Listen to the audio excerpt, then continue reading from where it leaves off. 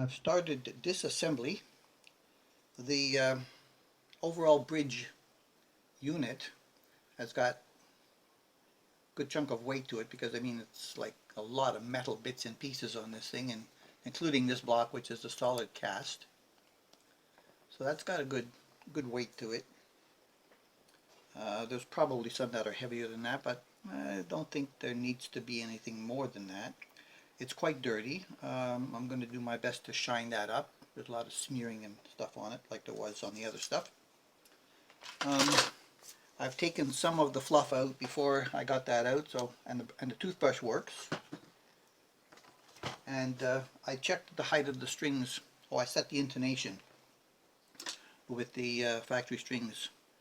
I had to move all the saddles to the forward position to be able to get the intonation with the factory strings. Less wear and tear on the new ones when they go on. The frets need obviously some polishing. I checked the height of the strings over the first fret when I had this on, and they're too high. They're too high, way high, and it's not like a standard nut. You can just cut the slot down on it. It all depends on, you know, how they cut this slot here. I guess I don't need that anymore. Just depends on how they cut that slot there, where that, you know, goes in. And at the moment, that's a little bit too high.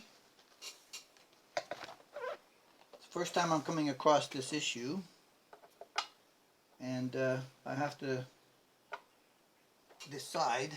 I mean, it fits nice and flat the way it is.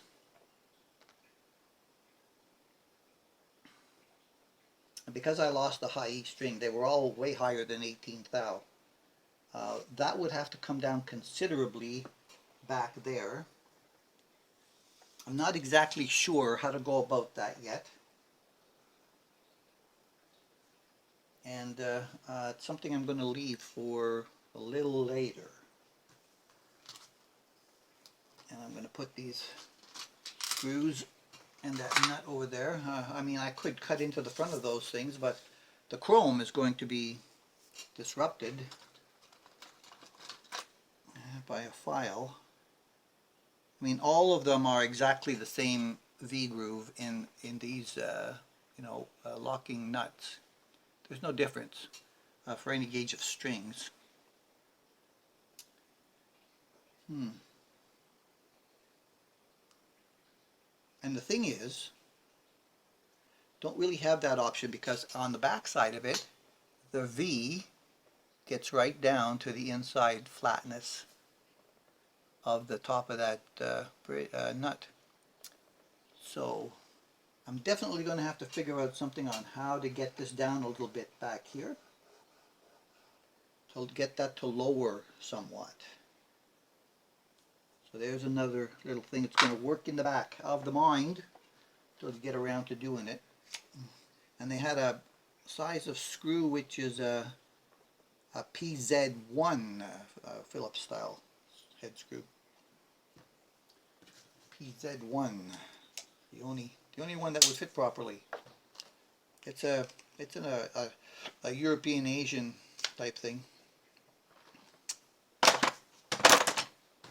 Okay, let's keep these wrenches around here. Number 2.5s, 3s. This is all painted black back here. It's a flat black. These posts are very close to where I want them to be. This one is a little bit loose in there. This one's a little bit tighter. I noticed that when I got this down to where I wanted it, the B string was buzzing along all this part of the frets up here. A similar problem I had with my Harley Benton Paisley Strat. From about there up. So we're going to disconnect that neck and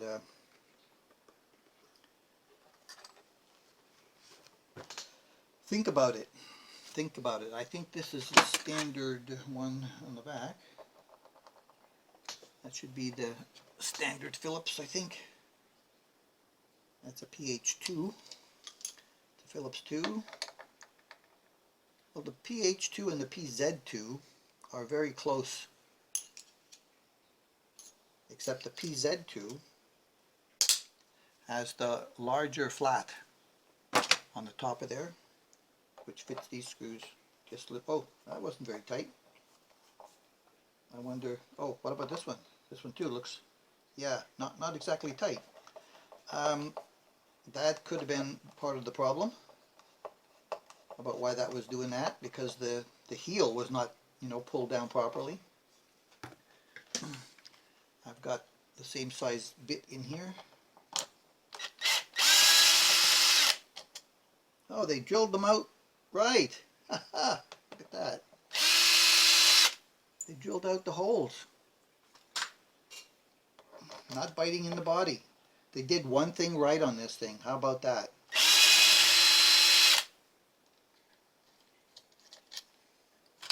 Opened up the switch cavity as well.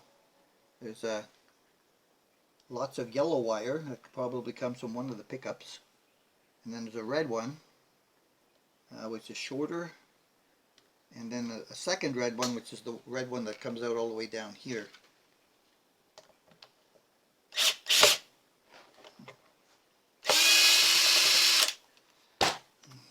That should have been lying more flat. And let's see how that fits in the pocket, nicely or not nicely. Well, it's not the best fit ever. There is wiggle back and forth,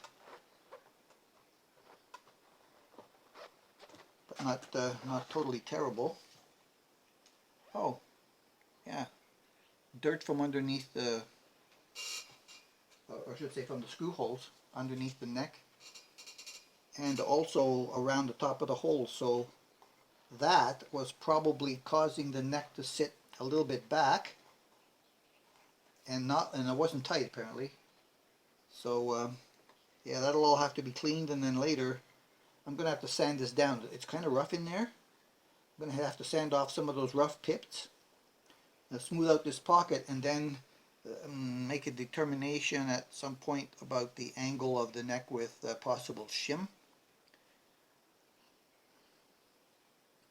I don't know if that is supposed to go in a little bit further or not.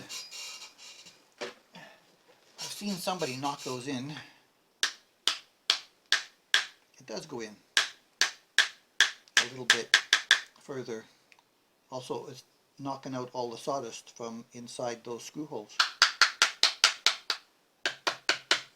Alright, so that does go in there a little bit closer. No problem.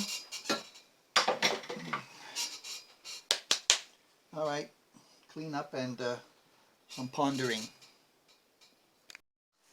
Okay, the Wolfgang Frankenstein. These tuners are going to go. I've got a new set of Wilkinson Easy Locks for them.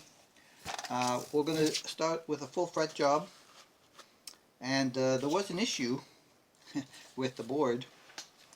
The wood of the fretboard itself was not level enough for me to be able to use my notched ruler to be able to set the straightness of this neck. So I ended up with this ruler, which has a metal spline at the end of it, and I used the frets until I got them as close as possible to being almost level except for where they're not, without any bouncing and no large underbow of the frets in the middle. Now that took a little while to get. That's as close as I can get to having it level, to be able to determine which ones were and which ones were not, where the black is, uneven. Of course, the adjacent ones I can't really tell just yet, but you know, once we start passing over this and it starts to come into conformity, I'll be able to figure that out. So I'm going to go with my trusty tools, either that one or this one that I made. Maybe I'll start with this one, and we'll go back and forth on it